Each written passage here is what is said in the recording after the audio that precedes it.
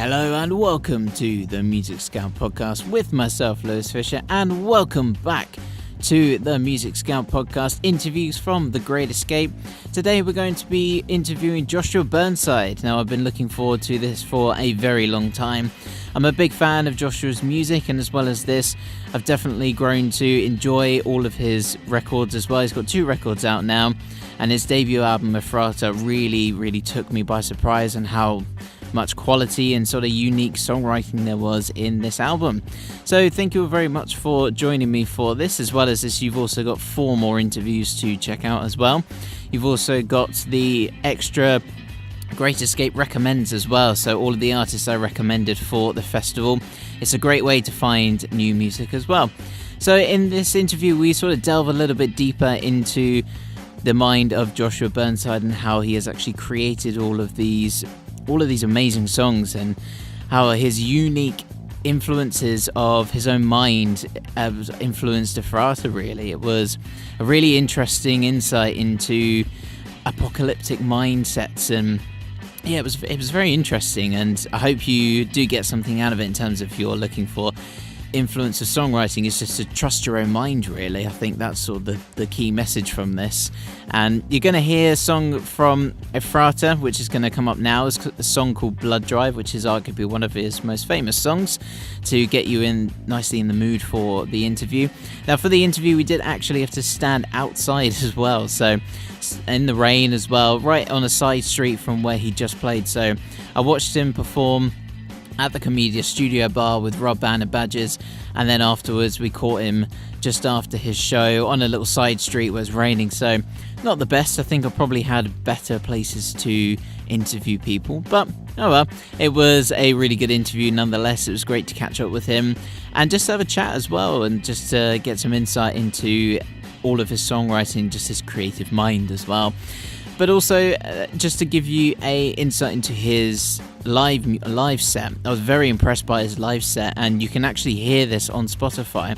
He's just released a new live EP called Live at Elmwood Hall, and this EP will just reflect how good he is live as well as on his studio tracks. So if you do enjoy his studio stuff, you will definitely enjoy this live album. It's going to be in the top 10 albums of the year easily, just for how pure and so natural it is to hear all of these songs come to life with a live band as well, not just Josh on his own. So would really recommend listening to that, and you're going to hear Northern Winds from that album at the end of the podcast, just to give you a nice little teaser of his studio stuff and also his live sound as well. So thank you very much for joining me for today. I do hope you enjoy the interview, and I will speak to you all in the next one. Ta-ra!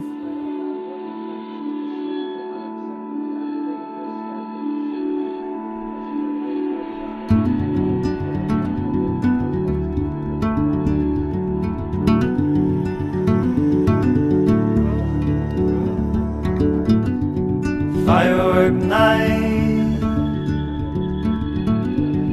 coffee or wine, paper cup, and the power cut, the edge of time, there's a silent cry. Blocked off the roads, nowhere to go. Say it's a blood drive, warnings from on high, sparks in the dead night. Well, I hope your book is right. Blood drive, thunderous light from church to the bunker ride. Lost you in the running cry. Blood drive, pastor alive, St. Peter denied. They're afraid of the needle. Blood drive, ammunition and tin cans, red and white armbands. Oh, I felt dizzy at the sight.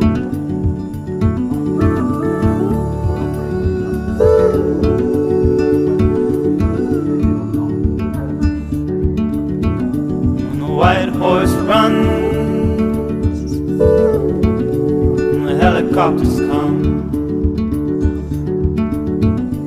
The beasts are at the door, and from the heavens noxious creatures pour. You know it's blood drive, warnings from on high, sparks in the dead night. Well, I hope your book is right. It's blood drive, thunderous light, from the church to the bunker. I lost you in the running cry. Blood drive, pastor alive, St. Peter night. They're afraid of the needle. Blood drive, ammunition and tin cans, red and white armbands. Oh, I felt dizzy at the sight.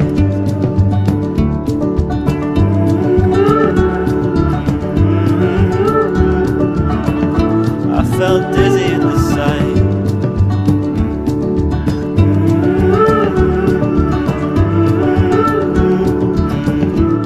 Felt dizzy at the sight. Dizzy at the sight.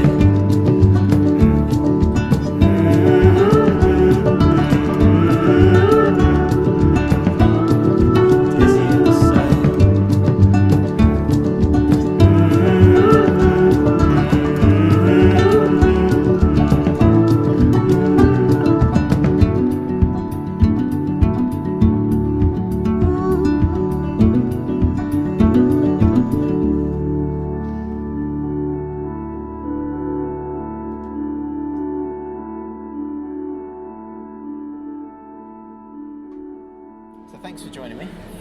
First of all, we're actually just having a chat right after your set as well. Yeah. Great set, by the way. It was Thank you really, very much. really good fun. How's the Great Escape treating you so far? It's been treating me well. I mean, we had a great show yesterday and a great show today, and both were really busy shows, and got a lot of good feedback, and we played well, and it was really a good time. Yeah. So obviously, have you seen any other bands since you've been down here as well? Yeah, I've seen a few bands. I've saw a few bands last night, but I can't remember any of their names now, so that's not very good for your podcast.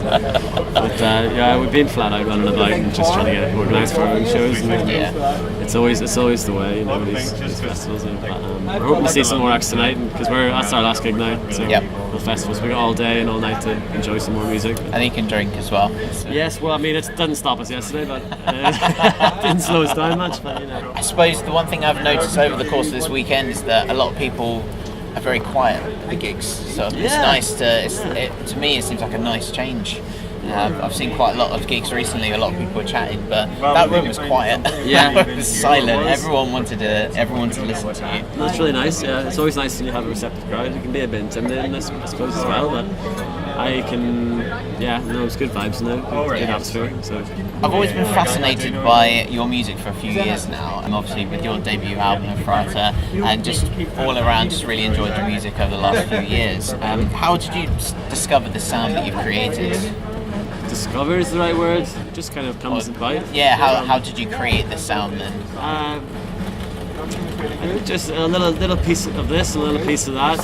It's like making a stew or something, you know. You've got all different ingredients, and you just throw them in a pot and hope for the best. Yeah. Last kind of few years, been listening to a lot of kind of Irish folk singer heroes like Paul Brady and the Irvine and stuff, and that's had a bit of an influence on my sound of late.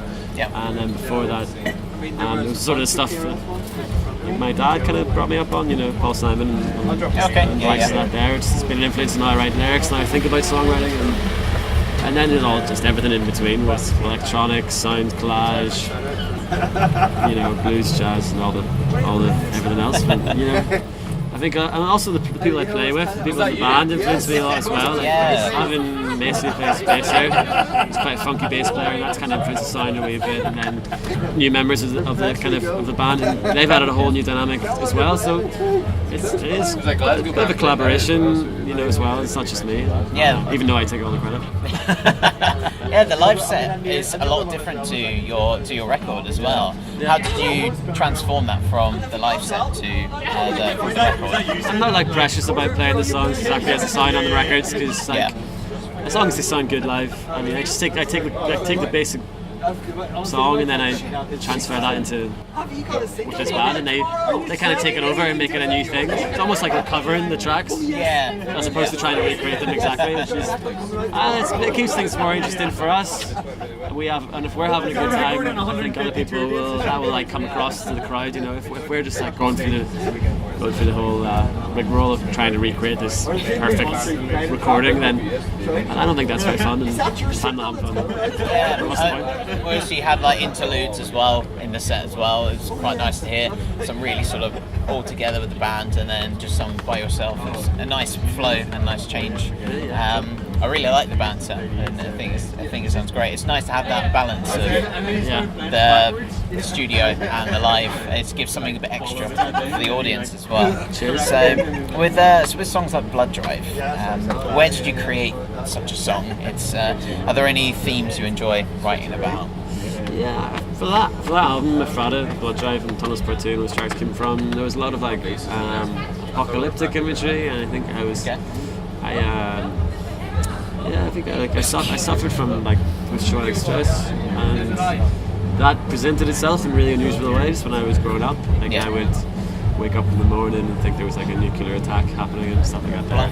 And like just like so that imagery has always kind of been a part of what I do. So it's crept its way in there, and the lyrics of Blood Drive and other tunes. The Frada is another one.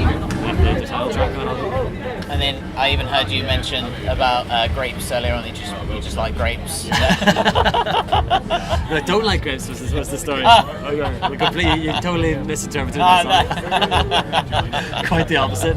Damn it! That's my fault, not yours. That's alright. Is there any other songs like that? Just have one theme where you just thought, let's write a song about it. I think most of my tunes are like sort of about one kind of feeling or thought or mood. When you mentioned Northern Winds, you had a multitude of reasons for writing that song. Yeah, I think I was reading a lot of Irish kind of writers, and was kind of inspired by the natural imagery and the likes of Yeats and Oscar Wilde, and that kind of Irish precision and passion, as Yeats described it, and like that's kind of what I was going for the lyrics in that song. So Ireland, and obviously you're Irish yourself, is that a massive influence on you, and you want to almost celebrate that in your music? Yeah, I think it's a part of me, it's part of who I am, and I think it comes out, and I don't want to force that. Yeah. But I think it comes out quite naturally, and I'm a big fan of Irish music in general, so I think that'll just comes out like that. I think only in the last kind of five years I started really listening to Irish music. I wasn't really brought up on it, which is kind of strange. So it was more of a British American kind of pop culture influence, and then so it's quite my music has kind of evolved, kind of going back to my kind of family's roots, and that's kind of listening to So with the band, obviously you've got a 5-piece band, you're a 5-piece band, and how did you meet all of the band? Obviously you've got family in there as well. Yeah. How did you come about to meeting all the band? So, I've known, obviously Connor's my brother, and me and Connor have been playing since we were like 12 years old, which is amazing because we have a good connection on stage and kind of know where he's going to take it, and he kind of knows where I'm going to take it. So. Yeah. Mason started playing with us. I lived in Glasgow for a while, and Mason's from Glasgow, and he would play in jams and stuff, blues jams and things, and we just friends of friends. And then Mason's been playing with us for a few years now, and it's been a great addition to the core band. Sarah Martin, who normally plays trumpet for us, but she couldn't make it. We've played for her for a good 6-7 years. We actually met at a play. We were in the pit of a play. We played for this play called Burning Gone Little, and she was hired as a trumpet player. And we were all dressed up in like Texan costumes, and we're on this tiny stage. It was like a 7-piece band, and we just clicked, and then that was that. And then Dan and Zari were just the most recent members of the band. Just old friends. I run a folk club in Belfast every other Thursday, and they would be regular kind of punters, just and hanging out. I knew they were good, players, but asked them to play. Great. It sounded really good on stage as well. So you can definitely tell that you've got a lot of experience as a band as well. I think in the next records, that definitely should show. Yeah, I think we're going to use the band a lot more in the recordings, Cool. Yeah. which is going to be fun because I'm used to just like locking myself in a basement and do it all myself, but I'm going to try and make it more of a. Yeah. Some of the tracks anyway are going to have a more of a band feel to them, which is nice.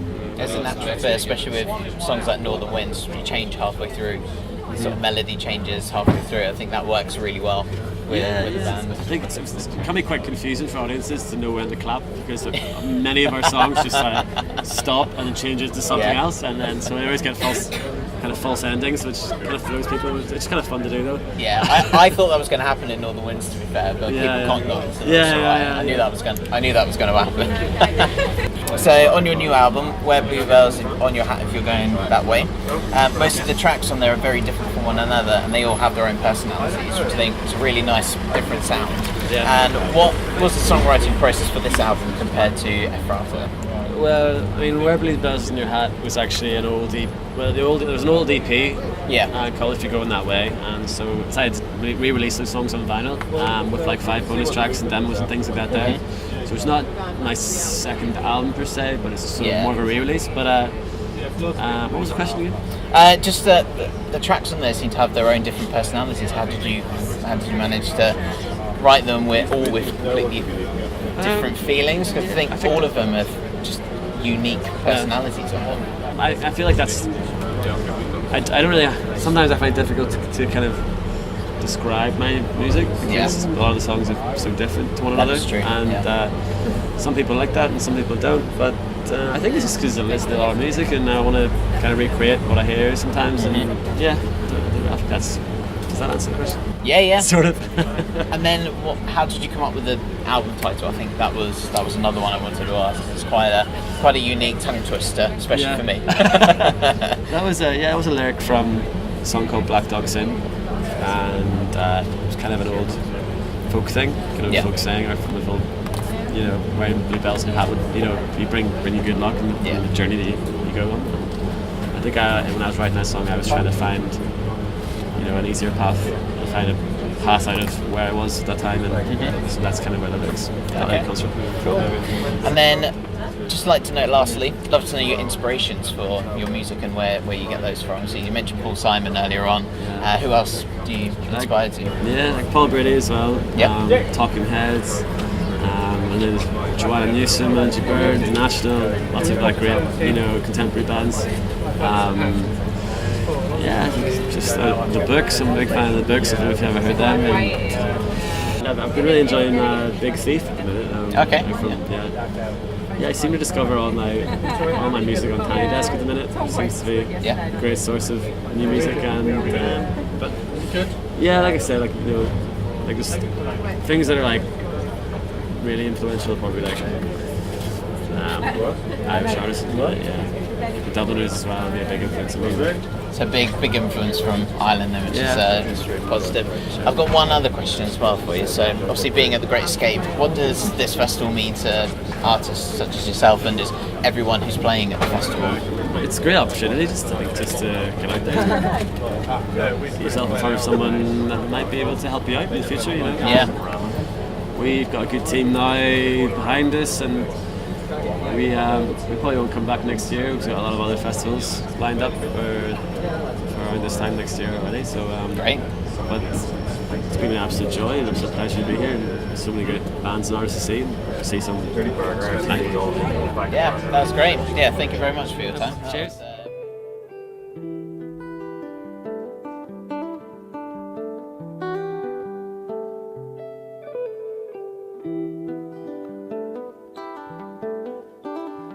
Night it retreats, and the devil toy is signed to sleep. A million tiny moths float, flutter, and fall, and the headlights float along a dog's dark gums.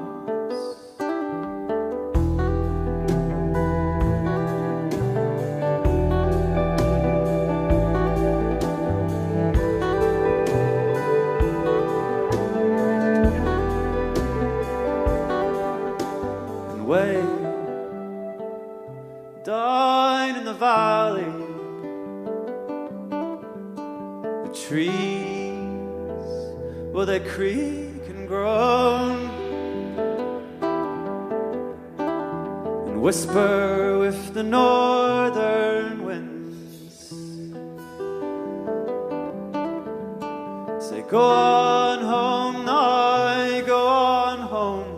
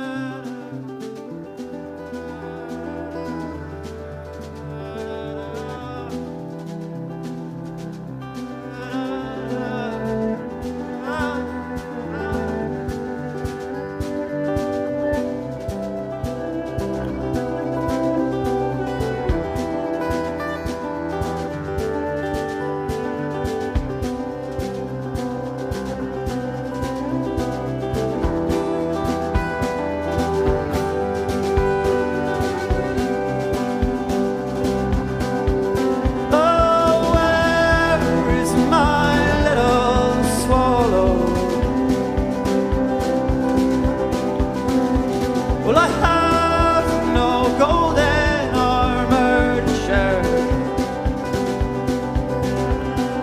You may pluck out my blue eyes, tear out my tongue, tear out my tongue. Well, I've seen this sagging sky before, and I've sang this sorry song one too many times.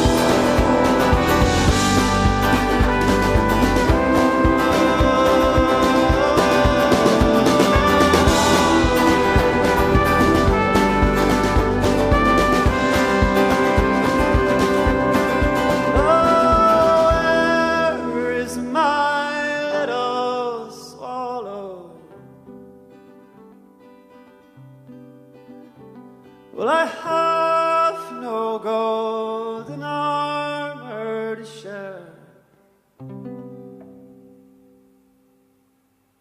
Cheers.